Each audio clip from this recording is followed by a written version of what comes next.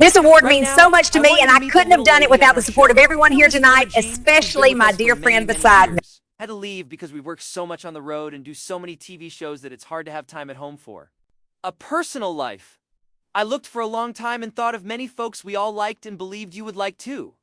And here's a little gal I know you're really going to learn to love because she's a fine singer and one of the finest little gals I've ever met. Let's give her a great big welcome as she sings a song she had a big hit on called Dumb Blonde. J'ain't no dumb blonde though. Pretty Miss Dolly Parton. Few partnerships in country music were as legendary or as turbulent as that of Dolly Parton and Porter Wagoner. Together, they helped define the Nashville sound of the late 1960s and early 1970s. Dazzling audiences with heartfelt duets and easy on-screen chemistry on The Porter Wagoner Show.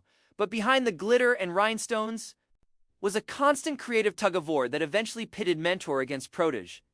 This is the real story of how admiration, control, and ambition led Porter Wagoner to sue Dolly Parton for more than $3 million. When Dolly joined Porter's television show in 1967, she was a young, ambitious songwriter with a sharp mind and a powerful voice. Porter, already a major star with a nationwide platform, recognized her talent immediately, offered her visibility, mentorship, and access to millions of viewers every week. Their chemistry was undeniable. Together, they recorded beloved duets like The Last Thing on My Mind, Just Someone I Used to Know, and Please Don't Stop Loving Me. Fans loved their harmonies and the playful banter that suggested both affection and mutual respect. Behind the scenes, however, their relationship was far more complicated. Porter was a traditionalist who took pride in his roots and his authority in the industry. Dolly admired him deeply, but felt increasingly restricted by his control. He produced her early albums and managed her career, which helped launch her stardom, but also tied every professional decision she made to his approval. Over time, that dependence became suffocating. By the early 1970s, the strain between them was impossible to ignore. Porter began urging Dolly to change her songwriting style, encouraging her to move away from deeply personal Appalachian themes in favor of broader love songs.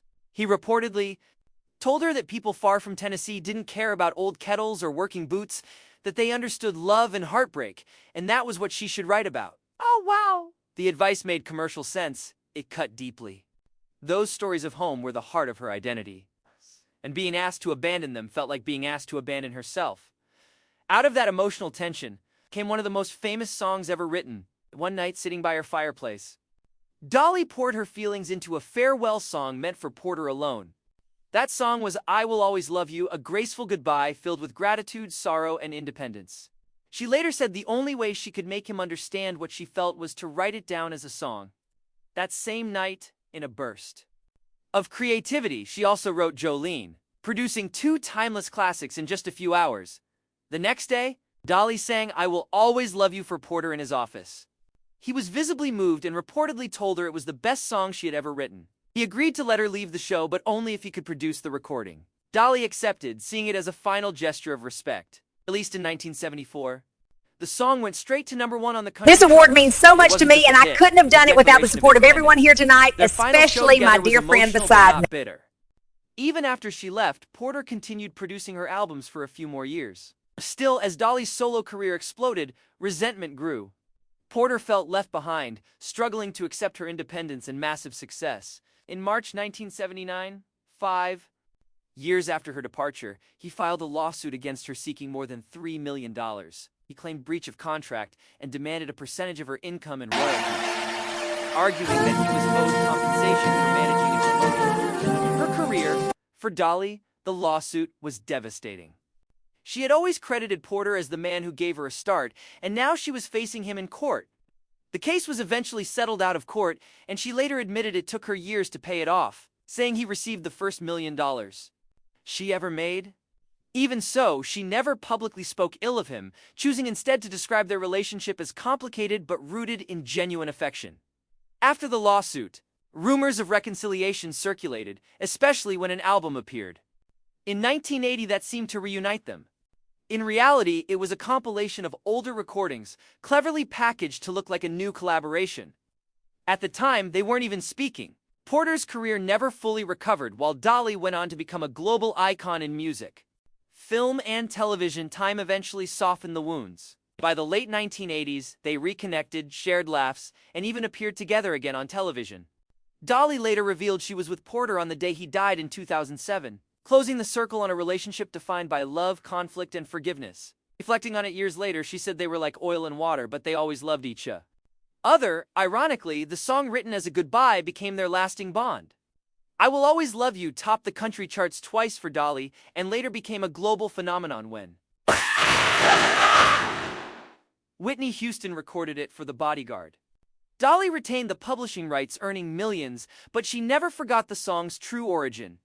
It was written for Porter, a farewell that was also a thank you. Now it's your turn. What's your favorite Dolly Parton song? The years.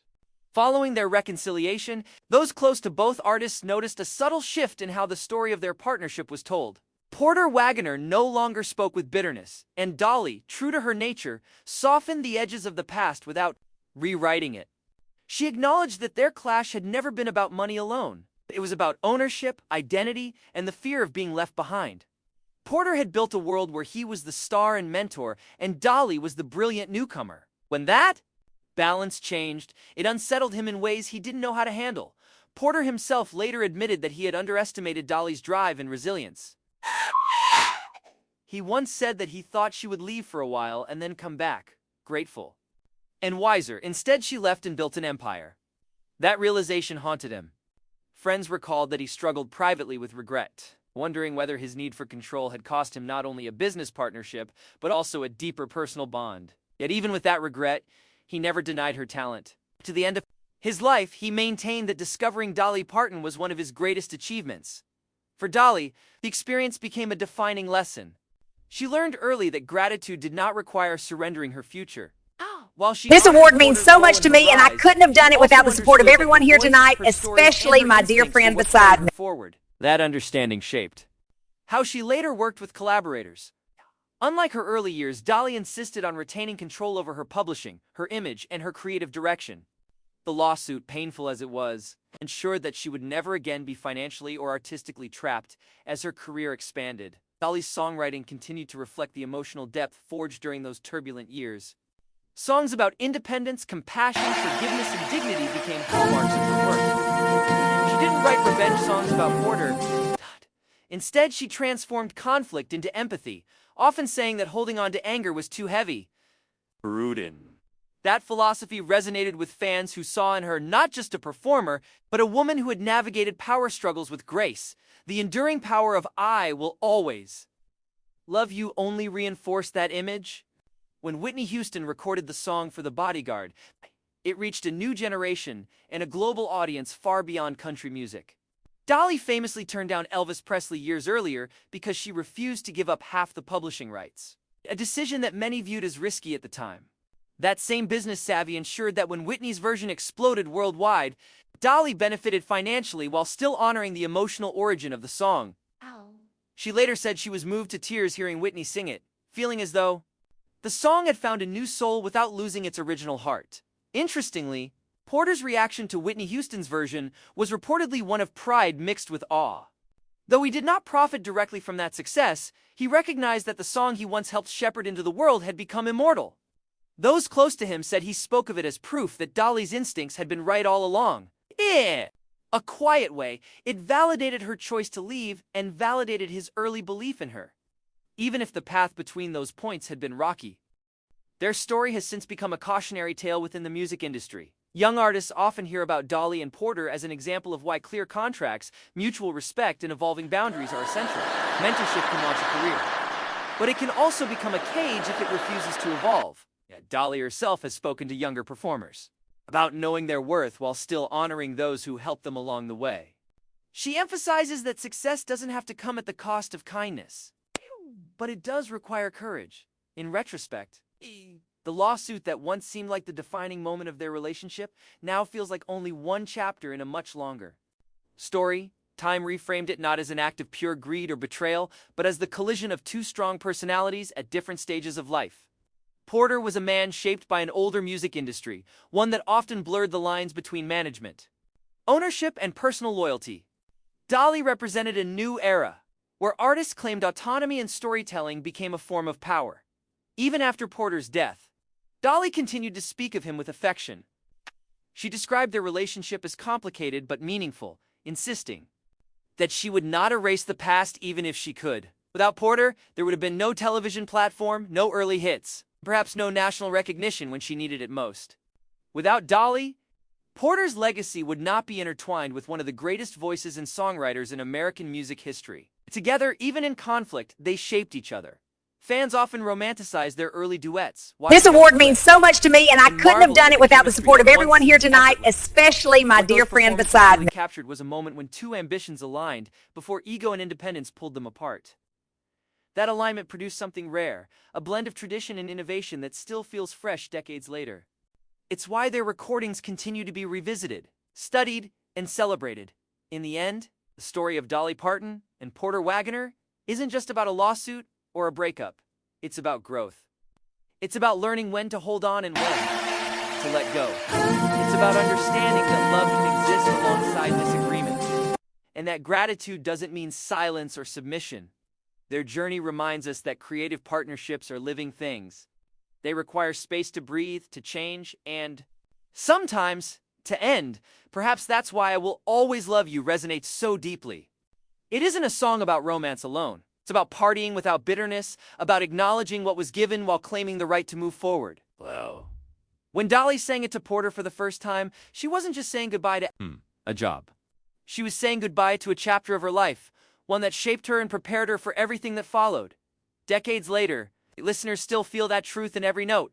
And somewhere within that melody lives the complicated, human story of two artists who clashed, sued, forgave, and ultimately understood each other. Their legacy isn't defined by the courtroom or the headlines, but by the music they created, together and apart. That music, like the bond they shared, endures far beyond contracts, egos, dare, and time itself. As the years passed, the story of their partnership settled into something quieter and more reflective, especially in Dolly's own retelling. She often said that distance gave her clarity. What once felt like control later looked like fear, and what once felt like rebellion became self-preservation. She understood that Porter had come from a generation where artists rarely questioned authority and where loyalty was often measured by how long someone stayed in their place. Her decision to leave wasn't just personal. It symbolized a changing industry, one where artists began demanding ownership of their voices and their futures. That shift didn't happen overnight, and it wasn't without consequences. For a long time after the lawsuit, Dolly worked harder than ever, driven by a mix of pride and necessity. She toured relentlessly, recorded constantly, and expanded her reach into television and film. Some of that hustle came from joy, but some of it came from the weight of financial obligations and the need to prove, both to herself and to others, that leaving had been the right choice. She once hinted that the pressure nearly broke her, but faith, humor, and sheer determination carried her through. Meanwhile, Porter's world grew smaller. Though he continued to perform and maintained a loyal fan base, the spotlight no longer burned as brightly. Friends noticed that he watched Dolly's success with conflicting emotions. There was pride in seeing the woman he helped discover become a superstar, but also a lingering ache that he was no longer part of her daily story. In quieter moments, he reportedly spoke about wishing he had trusted her more, listened more, and loosened his grip before it was too late. Despite everything, Dolly never tried to erase Porter from her narrative. In interviews, she consistently credited him for teaching her professionalism, discipline, and the importance of presentation. She learned how to command a stage, how to connect with an audience, and how This to award survive means the so much to grind of me, and I constant couldn't have done touring. it without the support of Even everyone the here lessons tonight, learned through especially conflict my became dear tools friend she beside carried me. forward. She often said that every hard experience either makes you bitter or better. And she chose better. As Dolly's career reached new heights, her image evolved from country star to cultural icon. She crossed genres effortlessly, appealing to audiences far beyond Nashville. Yet no matter how far she traveled musically or geographically, the emotional core of her work remained rooted in the same honesty that once clashed with Porter's vision. Songs about home, identity, and resilience continued to define her, proving that those early Appalachian stories had universal appeal after all. Over time, fans and historians began to reevaluate Porter's role in her life with more nuance. Instead of casting him solely as a villain or a victim, many saw him as a complex figure shaped by his era. He wasn't wrong to want recognition for his contribution, but his methods reflected an outdated understanding of partnership. That reframing allowed for a more compassionate reading of their fallout, one that acknowledged hurt on both sides without denying responsibility. Their eventual reconciliation, though quiet, carried deep symbolic weight. When they appeared together again, there was no attempt to recreate the past, no forced duets meant to recapture old magic. Instead, there was laughter, mutual respect, and an unspoken understanding that what they had shared was real, even if it couldn't last forever. Those moments offered fans a sense of closure, a reassurance that bitterness had not won in private. Later admitted that forgiveness didn't come easily. It required letting go of resentment and accepting that Porter might never fully understand the pain he caused. But she believed forgiveness was as much for her own peace as for his. Holding on to anger, she said, would have tied her to the past in a way she no longer wanted. Letting go allowed her to keep the good memories without reopening old wounds. When Porter passed away, Dolly's presence at his side spoke louder than any public statement. It was the final affirmation that, despite everything, love had remained. Not romantic love, not professional dependence, but a deep, enduring bond forged by shared history. In that moment, the lawsuit, the arguments, and the years of silence faded into the background. What remained was gratitude and the recognition that their lives had been forever changed by crossing paths. The legacy of their partnership now lives on in more than just recordings and television clips. It lives in the conversations. Their story continues to spark about power, mentorship, and autonomy in creative industries. Young artists still look to Dolly's journey as proof that it's possible to honor your roots while claiming your independence. Managers and mentors, meanwhile, are reminded that nurturing talent requires trust, flexibility, and the willingness to let go. Perhaps the most remarkable aspect of the story is how it transformed pain into something timeless. The heartbreak that fueled the farewell song became a global anthem. The conflict that once threatened to define their relationship now serves as a lesson in growth and grace. Few artistic breakups end with forgiveness, fewer still with genuine affection. That theirs did speaks volumes about the character of both individuals. Today, when audiences hear, "I will always love you," many think of romantic loss, but its true power lies in its restraint. It doesn't accuse or condemn. It thanks. It releases and it moves forward. That emotional maturity is This rare, award means so much to especially me, and I moments couldn't have done it without the support of It everyone here reflects the choice tonight, Dolly made early especially on, my to dear walk friend away without beside me. burning bridges, even when those bridges felt heavy with hurt. In the end, the story of Dolly and Porter is not a simple tale of exploitation or betrayal. It is a human story shaped by ambition, fear, pride, and love. Two strong personalities collided at a moment when both were changing, and the friction created both great art and deep wounds. Yet time, reflection, and compassion soften those edges, allowing the story to conclude not with bitterness, but with understanding. Their journey reminds us that success often comes with difficult choices, and that even the most painful endings can carry seeds of gratitude. It shows that mentorship is powerful, but it must evolve. It proves that forgiveness, while never easy, can transform a troubled past into a legacy of wisdom. Long after the stages went dark and the camera stopped rolling, what remained was the music and the truth behind it.